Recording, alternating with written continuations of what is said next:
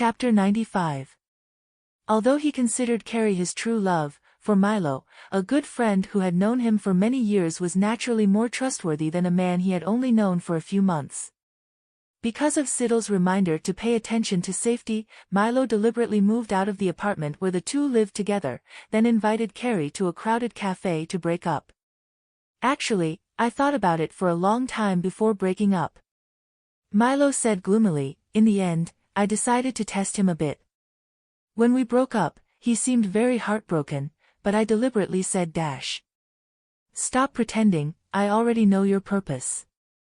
After saying that, I clearly saw his expression change. After that, he didn't bother me anymore, we just broke up and deleted contact. Now that 3 days have passed, I think the impact of this incident on me isn't that bad.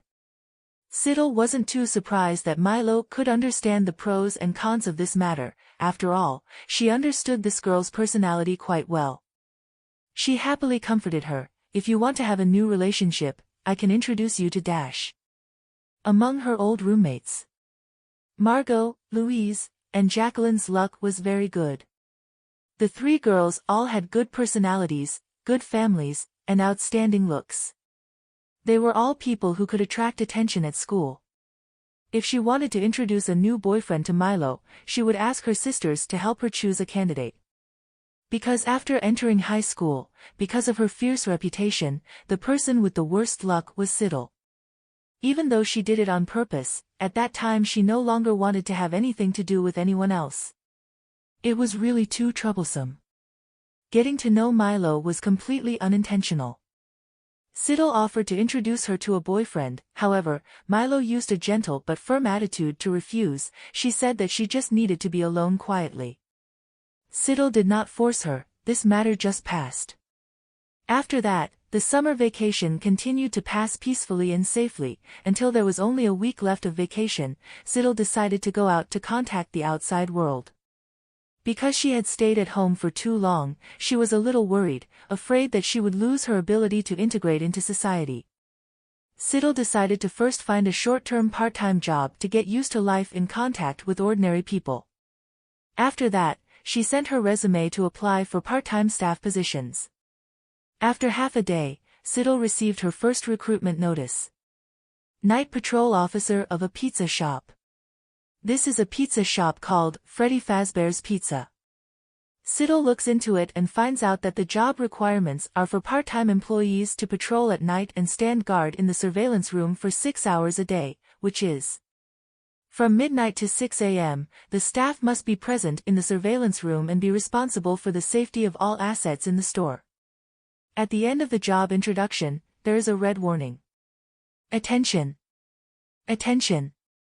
All large models in the store are only allowed to be viewed. It is strictly forbidden to touch or move them without permission, otherwise you will be responsible for all the consequences. Please note, please lock the surveillance room door and always pay attention to the movement of the surveillance camera. There are often children causing trouble in the middle of the night in the store, which gives the store manager a headache. The task of maintaining the safety of the pizza shop is left to you. In the photo of the pizza shop, you can see a giant stuffed bear about 2 meters tall and larger than an average person placed in the window. But according to the warning in the employee rules, there are clearly more than one giant model in the store. Siddle's eyes focused on the big bear with black eyebrows, white teeth, and a grin for a moment. She fell into deep thought. Ding ding ding, the phone rang. The pizza store manager called her. Siddle picked up the phone and heard a man's voice from the other end. His attitude was very enthusiastic, showing impatience. He said, "Hello, you are Siddle Christian who just applied, right? I officially inform you that you have been accepted. From now on, you are the night patrolman of Freddy Fazbear's Pizza." Wait a minute. Siddle frowned, interrupting the store manager who was talking non-stop. I want to ask, what is the salary system of the store? The store manager seemed stunned for a moment. The hourly wage is $15. Siddle. $15 an hour for her to work all night in a pizza shop that looked like hell? Ha, she sneered without any courtesy, that little. Are you poor? Store manager. $15 an hour, The girl sneered with utter disdain. Do you know what the minimum wage is in America?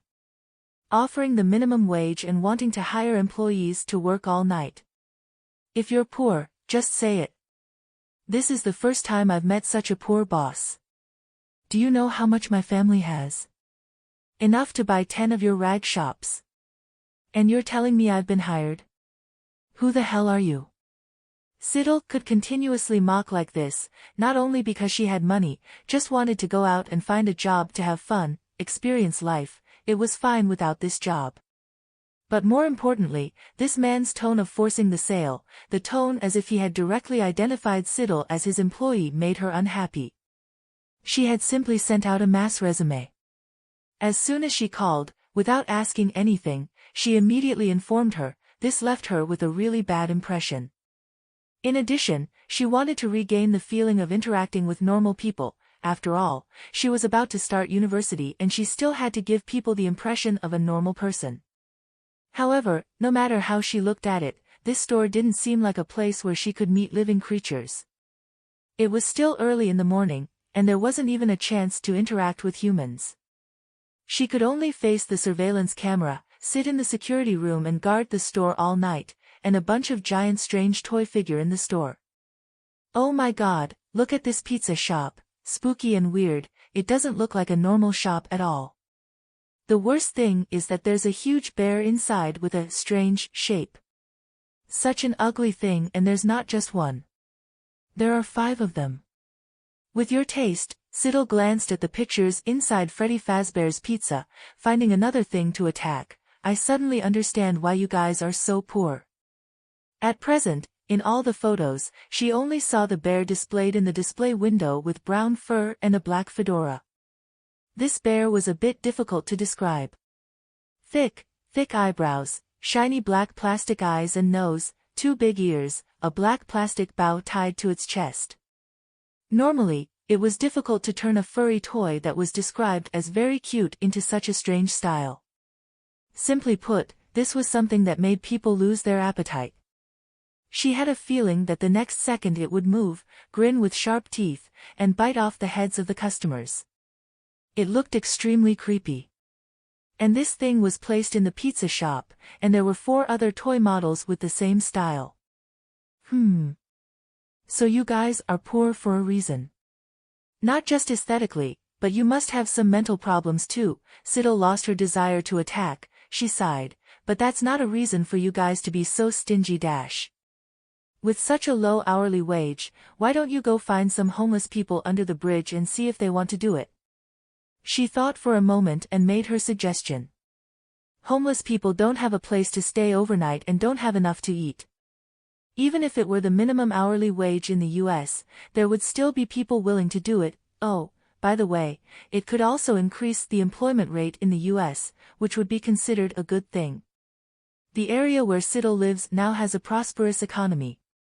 Not long ago, the official website of the U.S. Department of Labor announced that the minimum wage in her area this year has been set at $15 an hour. For example, if an unskilled worker washes dishes in a restaurant, and even if the hourly wage is less than $15, including tips, they will also receive compensation from the business. In this case, perhaps no normal person would stay up all night to do the job of supervising the store. Unless you are homeless and penniless. After Siddle gave her sincere advice, she felt silence on the other end of the phone. Store manager. It was true that the damage was low, but the insult was very high. Siddle was silent for a few seconds, a little impatient. She was about to hang up and block the number. After all, she couldn't stay up late to work. She didn't lack that little money either. But just before she hung up, she heard the store manager tremblingly ask, "Do you really have that much money? Can you buy 10 of these pizza shops from me?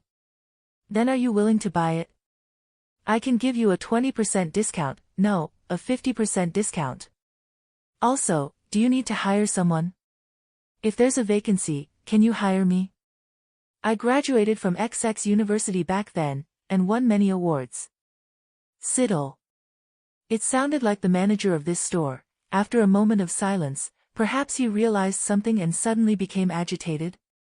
This tone sounded like he was trying to gain her favor, trying to promote himself, planning to sell himself to capitalism.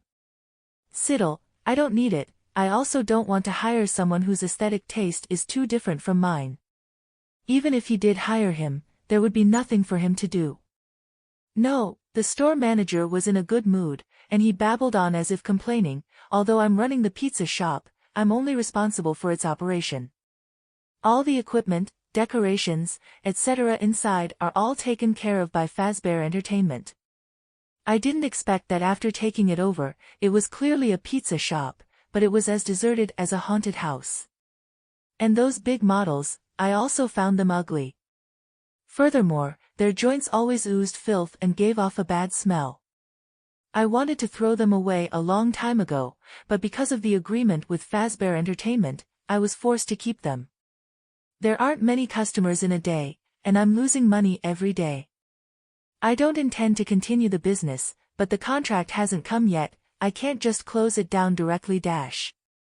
But, the one with the money isn't me, Siddle slowly answered his previous question. My family is rich, I don't need to make money, I'm only responsible for spending money.